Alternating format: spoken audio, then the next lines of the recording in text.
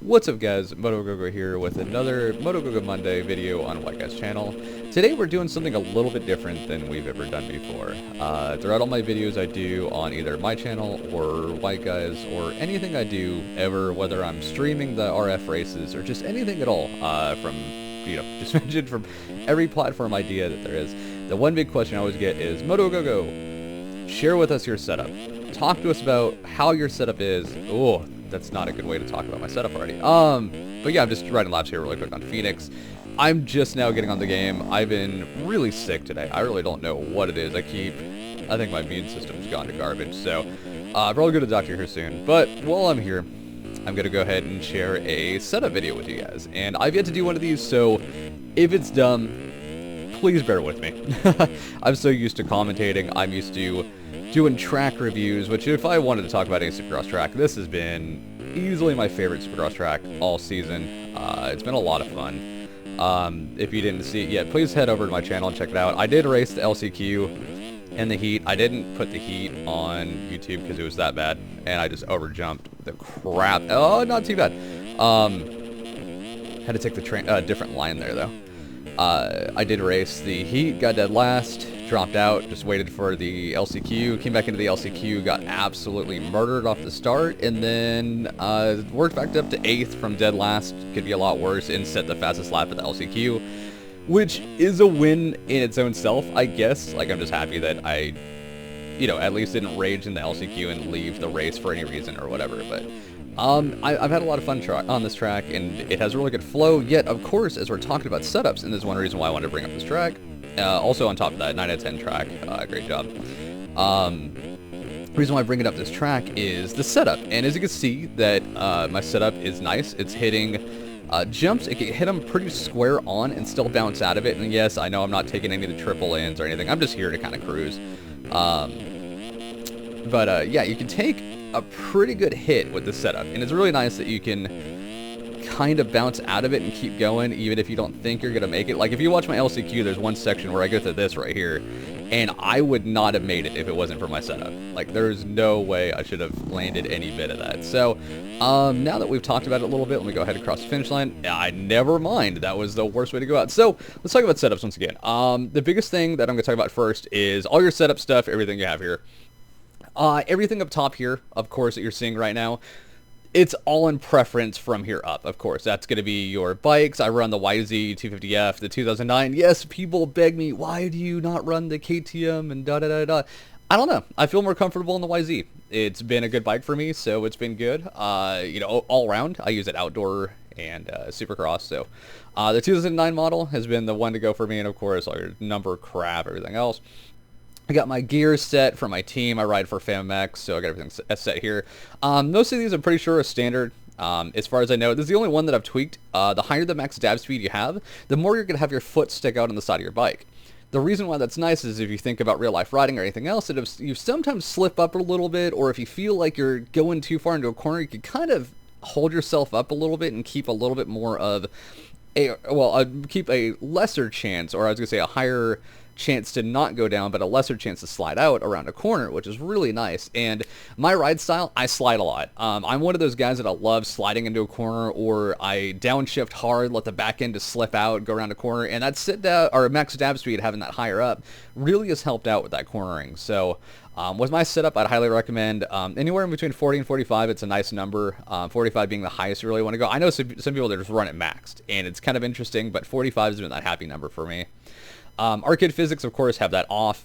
If you play with arcade physics on right now, it's cool. Good to know the game. Be sure to turn it off if you want full advantage. I run anti-lock on both front and rear brake. It's really up to you, personal preference. Play with it on, play with it off. I've had better luck with anti-lock, so really can't say anything bad about that. Front only on stop wheelies. I need to turn that off. It's going to be that one thing that really separates me from getting faster. I need to do it. Automatic shifting, of course not. Sticky sit dab.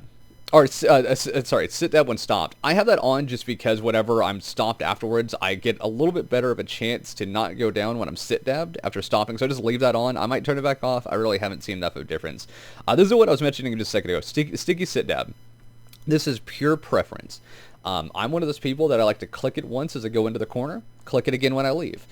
The downside about that is unless you keep a memory of when you've clicked it and when you have it, you might have it on when you think it's off. And of course, depending on the way you sit, like my setup for my first person view that I have is in the way that a lot of times I honestly don't remember if I'm sit downing or not, so I have to keep that memory going. So reline after falling, good when you first start out, bad later.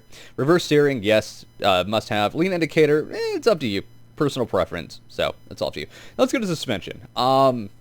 There's been a lot of changes since one of the past updates. I want to say it was one in October that might have changed it all. It might have been a little bit earlier than that. I cannot honestly remember for the life of me.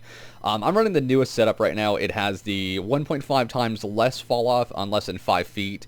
And a couple other nice little things here and there. You could also see your suspension as you're riding and everything else. And as I go through my suspensions, I'm going to give credit to people that originally had my suspension on and have either tweaked it a little bit, some here or there, and little bits here or there, not at all. They've both given me okay to kind of show it off, yet I'm not given an exact of what they're running right now. So don't be like, oh my god, he's running. No, it's a modified, changed up version a little bit. So what I'm running right now, this is a kind of a rendition of Mayhan's Supercross setup that he was running during the FanMail series, which I ended up sticking with and really have liked since then. And of course, everything you see here is all up to personal preference. This is just one of those that if you ever wanted to ride around and feel like how my bike is riding, if you see the ride style that I have might meet what you have, or if you just want to try something new, give it a shot. This is my Supercross setup, but I will mention something a little bit after this setup part is over, and you'll see what I'm talking about. But yeah, of course, your fork, speed compression, you want it to be a bit higher up, so that way you could soak up more. I mean, everything in here, I would go part by part by part by part. I'm honestly not one person to do that. I don't have a spreadsheet in front of me, and I haven't been playing the game long enough to be completely honest with you. I've been playing the game for about 10 months. And I've only been doing Supercross for about maybe the last 3 months of that. 4 months maybe, because I started right about FanMax time getting into Supercross and stuff like that. Before then, I only did outdoor. So the negative 1-to-1 gearing, I've ran constant. That's just my preferred gearing on the 250. Gives me a lot of snap out of the corner, lets me slide the back end a little bit the way I want. When I get on the throttle a little bit too much, know how to feather it just a bit. Mass distribution is one thing you need to toy with, especially if you don't have stop wheelies on. It's a big difference to change that. And then of course your rider vertical spring and all that stuff, that's all up to personal preference. I'm using that. Some people use as high as 100, which is crazy. Some people run it lower. It's all about how fast you want to be able to kind of quote unquote bunny hop or seat bounce a jump depending on how you hit it. Your shock preload, I keep it medium, just dead center pretty much. So everything here is just kind of like, it's like I said, it's been tweaked a bit. A couple of my friends and I have gotten together, worked on it. So this is my suspension setup. So let's now go to my advanced. And advanced is a big thing. And before we get into advanced one more time, if you look right here, it says my stability is at 0. To anybody that's fairly new at the game and doesn't know much about the game, if I raise this up, it will change my advanced stability. That is 100% true. That will change it. But here's the funny thing. Even if I had it at 100 and dropped it all the way down to 0, and then went to here and changed a single number in here, you can no longer say you're running 0 advanced because, or a 0 stability, because your advanced setup, the actual tweaking of each component of that stability has now been altered. Even if it's 1, it's still altered everything. So what I usually do, this was honestly just for one of those, hey guys, I'm running 0. I took it to 0, went to my advanced, and this is what I'm running. Okay, so this is a Connor Lynn's adjusted setup, a little bit different of what he's running for what I like to run. So leveling, it gets down there. A lot of these things are, if I was going to give my setup anything on a scale of easy to hard, I'd give it a in between medium and hard. It's an easy setup that I think anybody can get up and ride, but at the same time, it is fairly loose in certain areas of it. You can lean a lot quicker. It does take a bit of practice with what this setup does as you're riding. And as you just saw in Supercross, it works really well. That's the good side of it. Like in Supercross, it's perfect. It is Supercross season. Outdoors is still a ways away. We'll get into that in just 2 seconds here. A lot of different things in here. Max steering force, depending on how hard you turn. Steering strength, of course, another thing, how hard you turn. Direct steering 1-to-1, of course. You know, there's a lot of things in here. And once again, I wish, and I'm going to recommend somebody really quick. Start Your Systems TV. Be sure to check out Kellen's video. He does an amazing step-by-step of what each part of the setup means, what each one does, and how to adjust it, and so much more. I'm mostly here, and I hate to say it's a very... wow, Moto, what a lazy way to do it. But I really just am kind of showing you guys my setup since you guys have asked for so long to see it. This is exactly what I'm running week in, week out. On all these videos you see that I've done, I've actually had this exact same stability now for, I think, 3 months. Maybe changed one number by like 2. So that's one thing I recommend. Keep a good advanced. If you like it, you like it. If you don't, get rid of it, find something you like. The more you ride with that event stability, the faster you're going to get. Only if it works, though. Don't forget, if you're running a bunch of laps on a stability that doesn't work for you, ditch it. It's garbage. Just do something else that does work for you. This is the first one in a long time that I had. So, since we're talking about all these Supercross that works well, let's do something a little bit different. Let's go to James Stewart Compound 2015 Motocross. And it's going to take just a minute for this to load up, so give it just a second. Bear with me, guys.